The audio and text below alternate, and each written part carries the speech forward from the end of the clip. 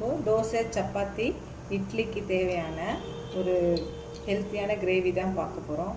முளைக்கட்டிய பைத்தம்பருப்பு gravy. முளைக்கட்டிய பச்சை பைத்தம்பருப்பு ஒரு 200 gram முளைக்கட்டி எடுத்து வச்சுருக்கேன். இதை குக்கரில் சேர்த்துட்டு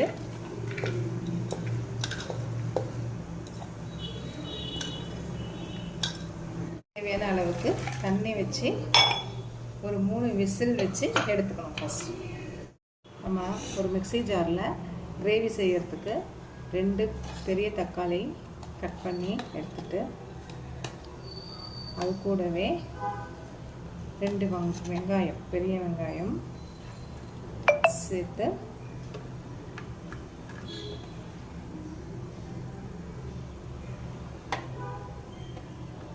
அரைச்சி எடுத்துக்கணும். ஜாரில் ஒரு 1/4 முடி அளவுக்கு தேங்காய் சேவி எடுத்துக்கிட்டேன். ஒரு 3 பச்சை மிளகாய், ஒரு ஸ்பூன் அளவு பொட்டுக்கடலை,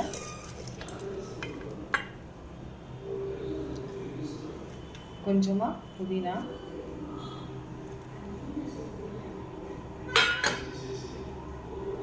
கொத்தமல்லி, ஒரு ஸ்பூன் சோம்பு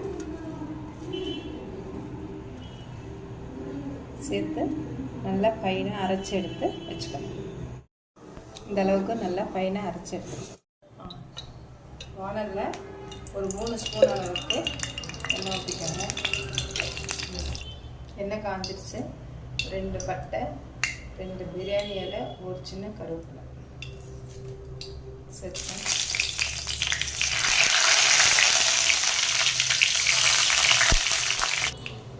அரைச்சி வச்சிருக்கேன் வெங்காயம் தக்காளி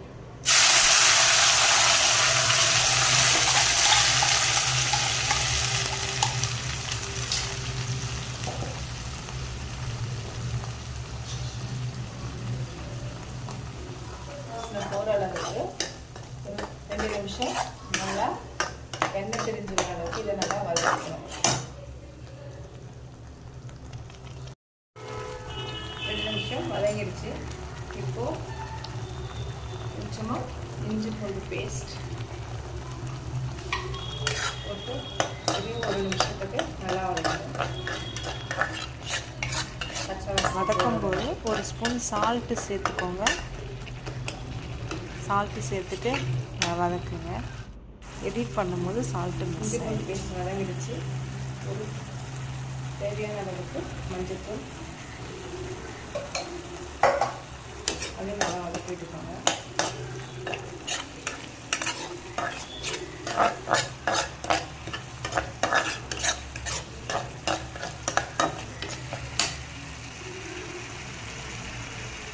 ஏற்கனவே பச்சை மிளகாய் அரைக்கும் போது போட்டிருக்கோம். அதனால் காரத்துக்கு தகுந்த மாதிரி நான் 1/2 ஸ்பூன் போட்டுருக்கேன். உங்களுக்கு என்ன காரத்துக்கு தகுந்த மாதிரி வேணும் போட்டுக்கோங்க. ரெட் சில்லி பவுடர்,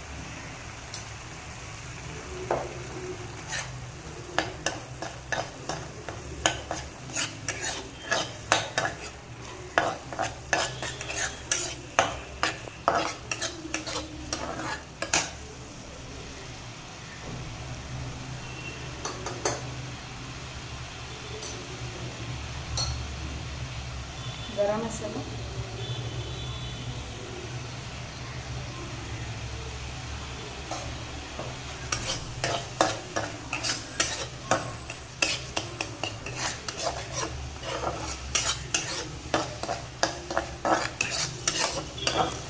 மீடியம் ஃப்ளேமில் வச்சு நல்லா வதக்கிடுவோம்.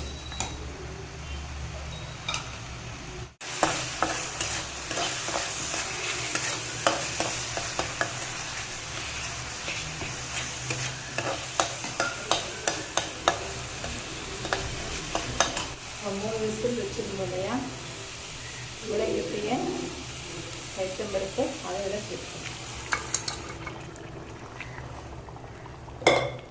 சேர்த்துட்டு நல்லா கலந்து விடணும்.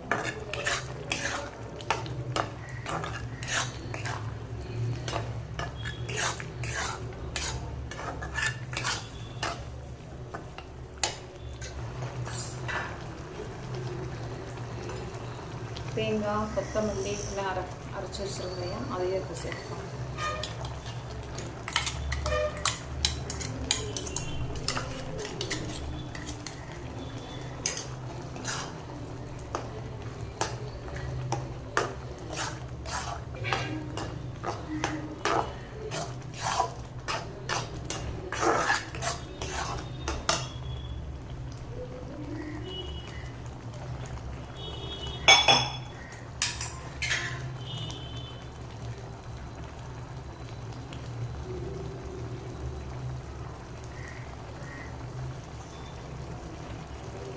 ஜாரை கழுவி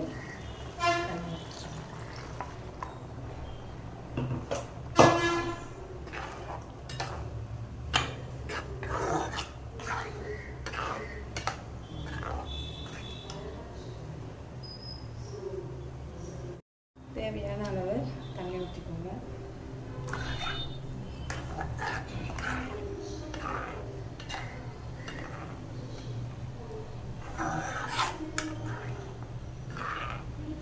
இந்த கிரேவி இப்போது 10 நிமிஷத்துக்கு நல்லா கொதிக்கணும். மூடி வச்சுட்டு கொதிக்க விடுங்க.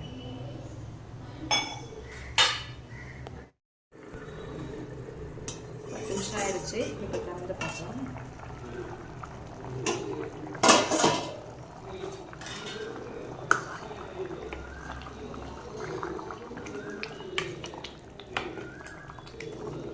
ரெடி ஆயிடுச்சு. இப்போ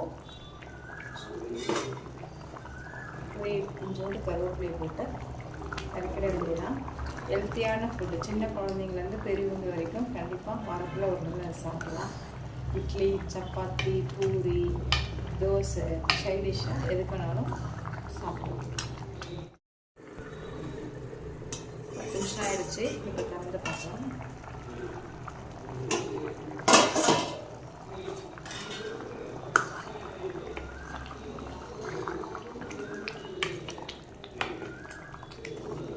ரெடி ஆயிடுச்சு.